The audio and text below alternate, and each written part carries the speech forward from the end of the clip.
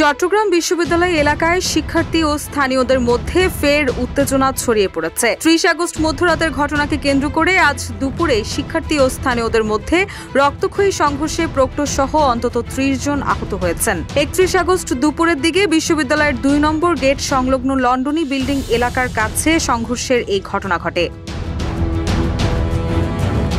প্রত্যক্ষদর্শীরা জানান, শিক্ষার্থী ও স্থানীয় লোকজনের সঙ্গে কথা বলে সমস্যা সমাধানের চেষ্টা করেন প্রভিসি অধ্যাপক ডক্টর মোহাম্মদ কামাল উদ্দিন, রেজিস্ট্রার সহ আইন শৃঙ্খলা রক্ষাকারী বাহিনীর সদস্যরা। তবে স্থানীয় লোকজন কথা শুনতে চাননি। এ সময় বেশ কয়েকজন শিক্ষার্থীকে স্থানীয় বাসিন্দাদের বাড়িঘর লক্ষ্য করে পাথর ছুটতে দেখা গেছে। সংঘর্ষে উভয় পক্ষই ইটপাটকেল নিক্ষেপ এবং লাঠিসোঁটা নিয়ে হামলা শুরু করলে মুহূর্তেই রণক্ষেত্রে পরিণত হয় পুরো এলাকা।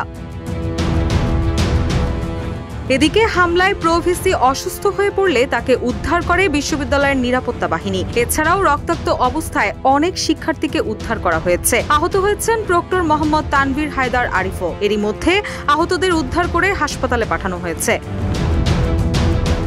এর আগে ৩০ আগস্ট মধ্যরাতে বিশ্ববিদ্যালয়ের এক নারী শিক্ষার্থী তার ফ্ল্যাট বাসায় প্রবেশ করতে চাইলে তাকে মারধর করে বাসার দারোয়ান। তবে আশেপাশে শিক্ষার্থীদের দেখে দারোয়ান পালিয়ে যায়। এ সময় স্থানীয়রা শিক্ষার্থীদের উদ্দেশ্য করে ইট পাটকেল ছুটতে থাকেন। এতে শিক্ষার্থীদের সঙ্গে স্থানীয়দের সংঘর্ষ শুরু হয়। এই ঘটনার জের ধরে মসজিদের মাইকে ঘোষণা দিয়ে শিক্ষার্থীদের ওপর হামলা চালিয়েছে স্থানীয় বাসিন্দারা।